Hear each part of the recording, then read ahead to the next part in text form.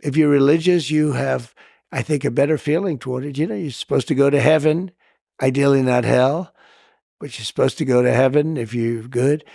I think our country's missing a lot of religion. I think it really was a much better place with religion. It was almost a guide, to a certain extent it was a guide. You want to be good to people. Without religion, there are no guardrails. I'd love to see us get back to religion, more religion in this country. Angela Denker, it is great to have you on the Ken Harbaugh Show. You're a Lutheran pastor and a journalist, and I think we talked last year about your book, Red State Christians, but we need to get an update now that we're in the home stretch of this election, and it has become more apparent than ever that the Christian nationalists have taken over not just the Trump-Vance campaign, but the whole of the Republican Party. I want to start by getting your reaction to that clip of Donald Trump talking about religion and heaven. Do evangelicals still see him as a useful tool like they did a few years ago, a Cyrus figure, if you will, or have they come around to actually thinking he is one of them? I think rather than him becoming one of them, I think they've become one of him in many ways. Yeah, spot on, right? Yeah. So I think, and the sad part, especially for people like me who've been in the trenches researching this for a long time and came into it with a lot of hope at the start, I certainly still see places of hope, but at the same time, I think he's really become a messianic figure and in many ways has, supplanted, continued to replace the genuine worship of Jesus Christ with this strongman worship that's being represented in Trump. And almost everything else has been discarded, which is when you try to think about a post-Republican Party, should Donald Trump be defeated in November, it's almost impossible to imagine what that looks like. I have quoted you more times than I can remember from our last conversation when you made the point that when challenged, evangelicals, broadly speaking, there are obviously always exceptions, but when challenged these days, they tend to choose politics over faith. They tend to choose political ideology over theology. Is that holding up? I mean, I see it anecdotally, but is that part of what we're seeing with this messianic conversion of Trump? Yeah, definitely. And too, of course, this tends to be most pronounced. It's certainly become even more significant with the entrance of Kamala Harris as the Democratic nominee, that this is a white phenomenon in many ways.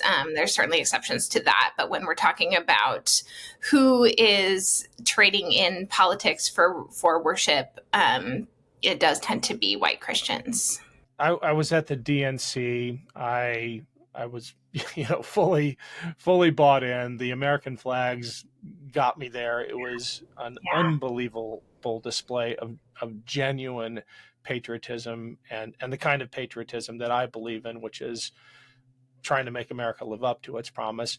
But it made me think of the dramatic contrast between that display and what we saw at the Republican convention. And in a conversation with another guest, we got to this point, which I think is mirrored in your observation about the evangelical church today, which is that the Republican Party has become a reflection of Trump. And the exact opposite applies with the Democratic Party. What I saw in that convention center was a nominee reflecting the country, reflecting her party, reflecting the diversity and the joy and the hope and the patriotism. And she was selected because she represented what we think America should be, as opposed to Trump, the strongman, driving this metamorphosis of the Republican Party. Can you map that onto the evangelical movement as well? He has changed at that fundamentally. Yeah, and we see too, with so many leadership positions in the RNC and the places where donations are going, that it's become such a grift. I mean, to the Trump family fortune. And you see that in other authoritarian countries, of course. So that becomes the focus there. And then when we look again, at the contrast with the DNC, I mean, here I am in Minnesota. So, of course, with the selection of Tim Walz, and you see the Mankato High School football team up there on the stage. What a moment. What a crazy moment. I think for rural Midwesterners, and I want to talk about an exchange I had with a rural conservative pastor, longtime Republican in Western Minnesota. And he wrote me an email and just said, he's still really struggling with the upcoming election. He's not sure if he should write somebody in. He can't get on board with Trump. But he was trying to figure out what was, going on with Walz. And we had this really productive conversation about, this forgotten sense that so many rural Americans have, and wondering, who's authentic. Trump has tried to seize that mantle of authenticity. But I think Tim Walz in many ways exposes him, because here really is a rural person. Here really is a person who doesn't come from privilege. And so at the end of this conversation with this rural pastor, he came around to saying, I see where in my criticisms of Walz, I can see where he has dropped the ball. But he said, I see where I've dropped the ball too. And I can come to a place where I can forgive that. Whereas the problems with Donald Trump are really more fundamental when Christians really examine where Trump is at when it comes to their faith. But to get to that point of examination, you have to have this relationship of trust, which I had with this pastor. You have to have space to have a conversation. And in many cases, we don't have that with folks. As a Minnesotan, I got to ask, were you holding out on us? Did you guys know all along how great Tim Walz was, and you were just letting us figure it out for ourselves? Well, I did. I mean, and of course, he's not perfect. There's things that he's done wrong. I live in Minneapolis. We love Minneapolis. We don't lock our doors. We live by City Park, but it's not perfect. There's stuff too that we want to change. But yeah, I didn't think that Walz was going to be the selection, but I was hoping he was. For those reasons, public school teacher background. My mom's a public school teacher. So is my mother-in-law. My brother was a public school teacher. And it made me glad that Kamala Harris could see that kind of appeal was important for the Democratic Party against the advice of many strategists. But to have that sense that, no, this is important in who we are as Democrats, a military veteran, really, really important stuff that I'm, of course, as a Minnesotan, we're like, yes, people see us.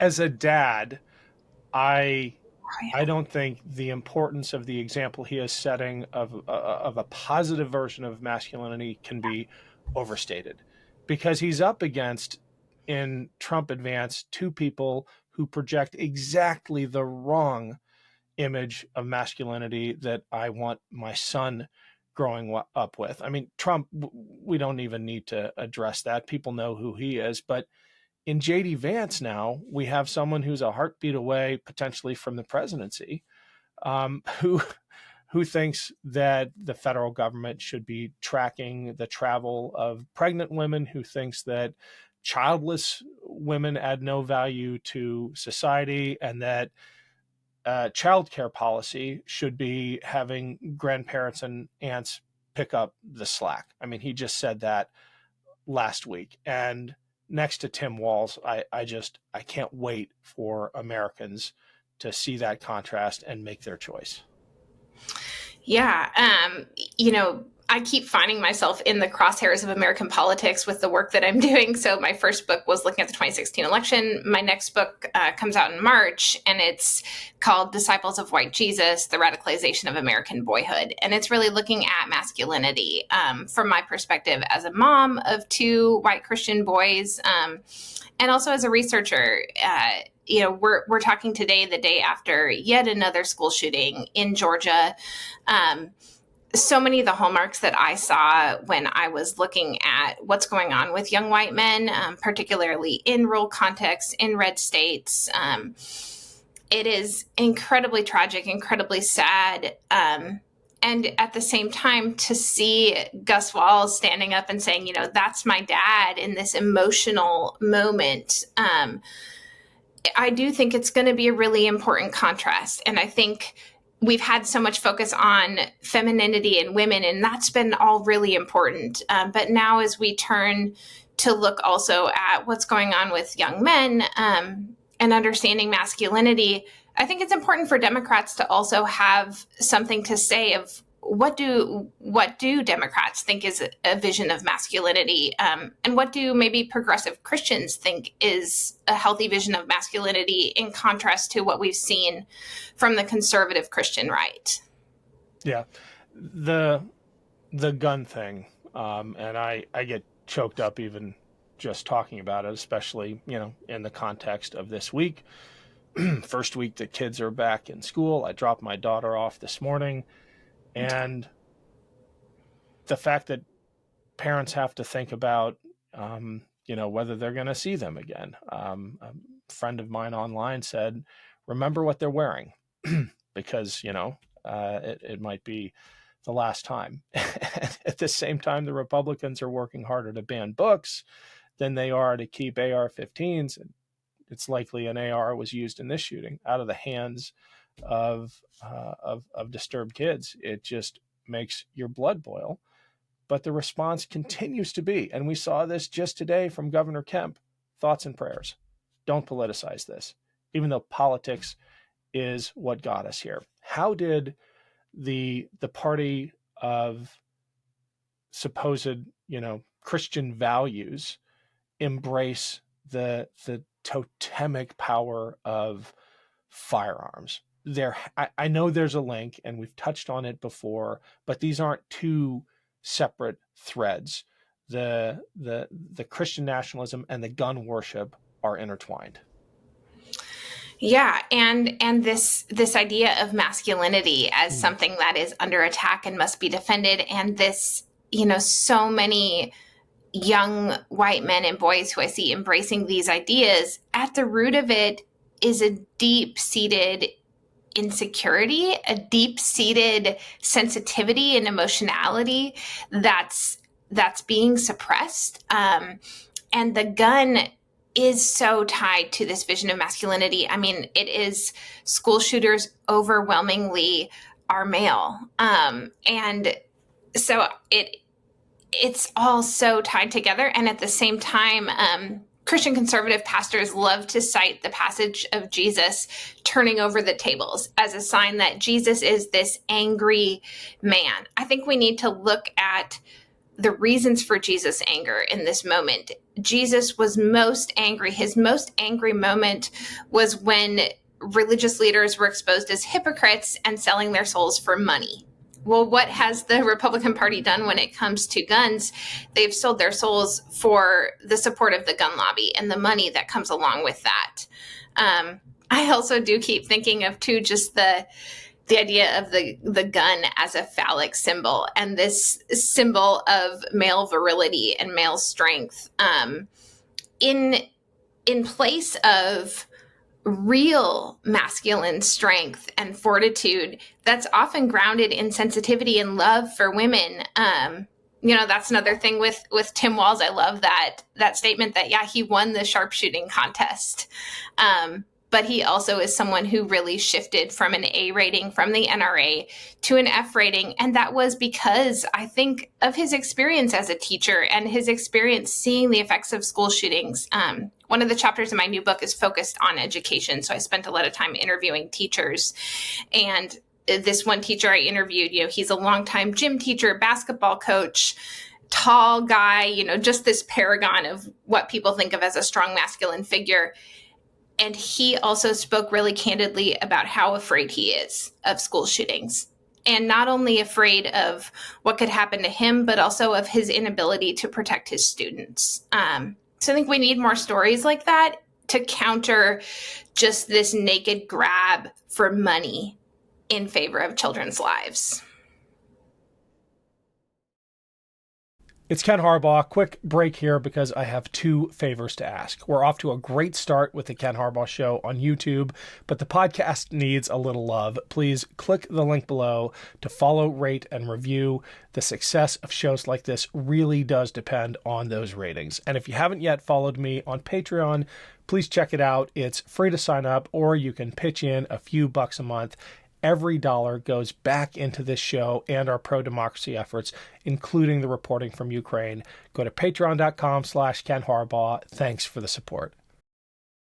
Angela, I want to talk more about the book that's coming out in March. Haven't read it yet. I hope you'll send me a galley copy as soon as it's ready. But I love the title, Disciples of White Jesus. And it makes me want to probe this weird obsession among the American religious right with the whiteness of Jesus. And I wonder how they would react if they actually met the historical Jesus, who was the child of immigrants, itinerant, and not white. Yeah. Yeah. And it's, as a Lutheran pastor, I always, when I think about those kind of questions, I begin with self-introspection and I begin with self-reflection. And I wonder, what would I think? What would I really think? How many times have I passed Jesus on the street and ignored him? And I'm sure that it's happened many times. I mean, I come from German and Scandinavian heritage for the most part, and our sanctuaries in the same way are filled with depictions of Jesus who looks a lot more like me than Jesus actually looked. So it really begins with that place for all white Christians of self-introspection and of trying to find who Jesus is outside of a mirror of ourselves. So I begin there, and from there, and from really listening to hear, what is Jesus saying? I always experience Jesus saying, look for the most vulnerable, look for whose voice is not being heard, and look for who's experiencing the most suffering and rejection. And that is in many cases the place where Jesus' voice is most powerfully heard, which is the total opposite of the Christian nationalist message that says that Jesus is in the strength, Jesus is in the rich, Jesus is in the powerful. I read a story, might be apocryphal. It's one of these that's too good to fact check, about a church somewhere in the South that commissioned a Jesus statue, but cast as a homeless person on one of the benches near there, or probably within, church grounds. And the congregation, some of them lost their minds, depicting Jesus as a homeless person. You're nodding your head. Are you familiar with that story? I am. Yeah, I think it's real. I think it's a real story. It's a great story. Yeah. Do you think there is a way back for the evangelical church? I'm not talking about, the more traditional churches that haven't bought fully into MAGA and the messianic Trump figure. But is there a way back for those evangelical churches, given how fully bought in they are to this violent vision of masculinity and this angry version of Jesus? And if people think I'm overstating it, I encourage them to just do a Google image search for Warrior Christ. It will keep you up at night. I'll put some of the screenshots from the first page of the Google search up here. How do you recover from that as a church? Yeah, or Google Trump Jesus. Yeah, Google Trump the images Jesus, of even worse. Trump's face superimposed onto the Savior's face. Well, I'm a person who, as much as I try to be cynical, and I have that cynical side of me as a journalist, I do believe in resurrection. I do believe in the new life that comes after death. And And so I always do come back to a place of hope. And I don't believe that anyone is without hope for resurrection. I don't believe anything is too broken for God to redeem and to heal. That's really the cornerstone of my faith. And so when we look at, where is that place of hope? So much of the work that I do is work in churches and work in places of faith and community groups. And so much of what is at the heart of this movement is grief. I end up speaking to a lot of people who have family members who've just been completely lost to conspiracy theories, to sort of this cult of Trumpism. And where I find hope really is looking at the wisdom of 12-step recovery groups and this acceptance in some ways of powerlessness against a movement that is bringing in a lot of evil and violence and death. And at the same time, boundaries around your own acceptance of being willing to hear some of this hateful rhetoric, even from your loved ones. At the same time, countered with finding ways to hold on to trust and relationships. I've been following too, these stories coming out about some of Tim Walz's family members who, including his brother, and that's been a part of my story too, of navigating family relationships across political differences and across family members who've been big Trump supporters. And what I'm really grateful for is that in our family's case, we've managed to hold on to the relationships and trust and respect for one another. And I think it's really important, especially for white Christians in our own families and our own communities, to try to have still that sense of trust that when people finally, whatever it is that makes them think, I don't think Trump's my Messiah, they're going to have somebody to talk to say, hey, how do we begin to rebuild? And how do I begin to find my faith again? Yeah, that is so hard. And I have not always or even often succeeded in that. But I keep going back to a bit of advice. I can't remember who gave it to me, but it really applies perfectly here, which is that we have boundaries for people we want to keep in our life. Yeah. If you don't want to keep someone in your life, you don't care enough to have, rules and boundaries and you just dismiss them. But those boundaries are helpful and maybe they allow that relationship to survive long enough to get you to a place where they're ready to come around. I have experienced that with a couple of people I'm close with. We haven't talked politics, at least in a confrontational way, for years, and then finally they're ready, and that gives me hope. Angela, thank you so much for coming on. Remind people when the new book comes out and where they'll be able to find it. Yeah, so you can pre-order it now, and I would love for you to do that. It's available anywhere books are sold. You can also sign up for my Substack, and you can get a little bit of a preview of the book there. It's at I'm Listening or just angeladenker.substack.com. And I look forward to hearing your stories and hearing from people who hear this, what their stories are. Great. The book is Disciples of White Jesus. We'll put the non-Amazon link down below. And thanks so much. Let's talk again soon. Thanks, Ken.